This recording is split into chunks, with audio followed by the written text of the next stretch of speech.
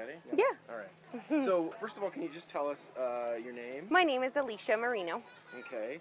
And you're Cheyenne native or lifelong Yep. Cheyenne? Yep. Cheyenne native. I've lived here my whole life. All right. Yep. And what do you do? I work at Express Employment Professionals. Okay. I help people find work. So tell me a little bit about what brought you here today. Well, my boyfriend, his name was Hans. He killed himself in 2007 when I was pregnant with our son. And I don't know if you've seen, but he was the little boy on stage with the glasses. Mm-hmm. And I met BJ because she is, I bought my car. And when I went in, my insurance guy used to work at her insurance place, and so she was the one who helped me. And I was sitting in the lobby, and I seen the picture in the newspaper of her. And I knew Brett, her son, who died first, and I went to school with him. And I know her son Blair, I went to school with him as well. And so, I don't know, when I found out what her organization was about and what she did, I came to the walk last year. I didn't get to stay very long because I had a wedding to go to, but I kept getting emails, and we just, I don't even remember how we came back into contact, but went to their first board meeting, my first board meeting, which our volunteer meeting, I should say, in May, and just volunteered for everything and gave my email address, and she was adamant about sending emails out to everyone, and when a position opened up to be on the board, I volunteered like I did everything else. And go ahead. So tell me a little bit about Hans. What do you want to know? Well, how long had you... well, we went to high school together. Okay.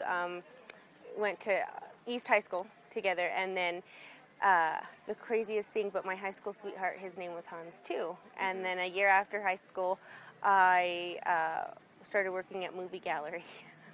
And I seen him there, and I have an exceptional memory, and I can remember faces. I mean, I remember your names, but I don't know who you are if I met you once. And when I met him, or when we, reunited, I just, I was like, do I know you? And it's a funny story, because for like 3 weeks, he played it off that he did not know who I was, and he wasn't even from here to know who I was. He didn't go to school here or anything. And then finally, by the end, he's like, yeah, I know you.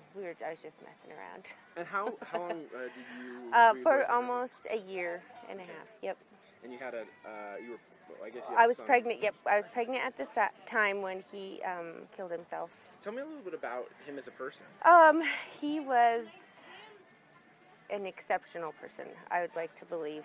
We had our moments. We weren't always happy, and we weren't always, but what relationship doesn't? But the one thing I can say about Hans is that he loved me very, very much, and always fun to be around, and he would do anything for anybody. He was a very giving person, and he was just awesome. Could always make me laugh. He just, like I said in my speech, he looked at me like I was the most beautiful person in the world, and he just had this spirit about him that could make you feel like you were worth $1 million just by standing next to him. He was an amazing guy. And then can you tell me a little bit about the circumstances? Was he struggling with depression? I think that Hans suffered from a lot of demons that were there before I came along. I think with his family, and I don't want to say anything bad, and I'm just an outsider looking in, and when we started dating, it was very quick, and he stayed with me, he lived with me, and I think he was just sick and needed something like this. And I don't think, even though it was only 4 years ago, even back then, I don't think anybody knew as much as we do now about suicide and about preventing it, and how we can help save people. And I think that he needed more love than I as a person could give him. I mean, I think I gave him a lot of love, and I still love him, and I just don't think it was something that you talked about even 4 years ago. And so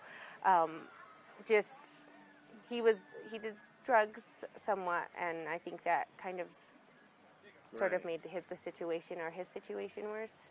And I think I've lost more than one person to suicide. Hans was my second, and I've actually lost 3 altogether. And the first time was when I was in high school, And even then, I was only 17, and, it was, I don't want to sound harsh, but because of the way I lost Marshall, and it was so hard, even then, anytime anybody ever said, I'm going to kill myself, it was like, it really offended me, and I didn't really, take light to it, because, Right.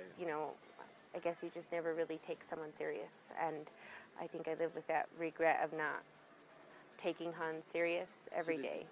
I don't really, per se, but I think I could have done a lot more to prevent.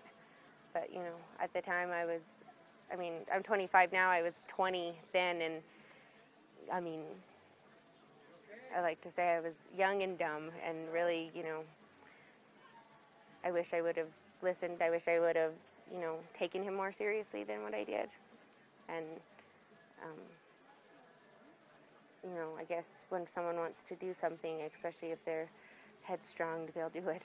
Right. And so, can you talk about you talked about this in your speech today, a little of the emotions that well, that come up after, he's in the aftermath. yeah. Well, I would like to say that my pain has gone away, or that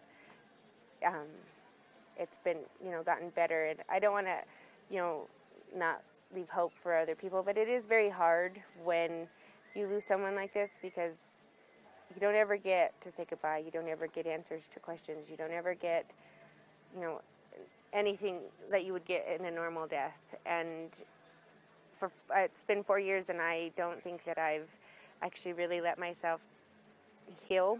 And today was actually the very first time that I've ever told my story or how I felt to anybody. So it was very nerve-wracking, because I did want to cry, which I guess I broke that rule, because I did. But it is hard, and it's easier to deal with, I think, with time and with each day, but it doesn't ever go away. Mm-hmm. And it is always like a hole that will never be voided, and that will always feel voided. And I just feel like I wish I would have let him know how much he meant to me, and how much, as bad as things were, or however they felt that they got, it was never as bad as being without him. Never. So, it sounds like when I've talked to people who've survivors, mm-hmm. that there's a lot of emotions, a lot of different emotions, mm-hmm. that you have to deal with. Is mm-hmm. that it's the case?